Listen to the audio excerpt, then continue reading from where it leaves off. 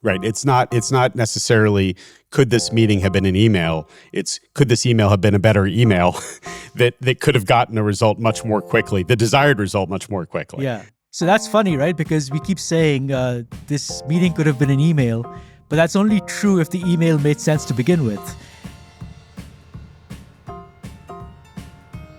So how do you all think about that kind of context, right? If you're communicating in a tech company, it might be different than if you're communicating in a manufacturing company or something. How does the technology help the individual with that context? We use so many different communication tools in our lives. You and I are on this platform doing this podcast. I use Slack, I use Gmail, I use Microsoft Word, I use Salesforce. And so in all these different places, I have different goals and different contexts. And I have to tailor my communication style to that specific set of circumstances. And that's what our product brings.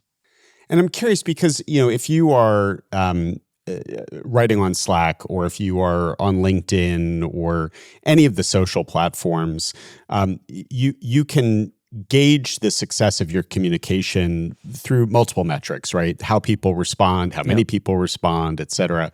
But Grammarly, the data is really just one way. It's the input, not the response. So how does Grammarly learn and get better without the responsive data?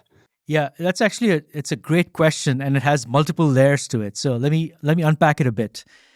The first is, how do we know that we're communicating better? That's the question. Can we measure a better piece of communication?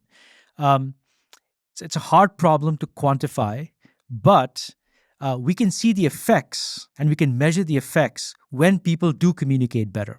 So as one data point, on average, a person who uses Grammarly at work saves 19 business days per year, per user per year. Wow. And so think about that 19 days. Think about it's about a month, effectively a month of freed up time. Where does it come from? It comes from, the sort of death by a thousand cuts with communication snafus, right? It comes from, I sent an email, but I wasn't very clear what I wanted. And so people are maybe off on the side trying to figure out, what did he want? Oh, let me try to figure out.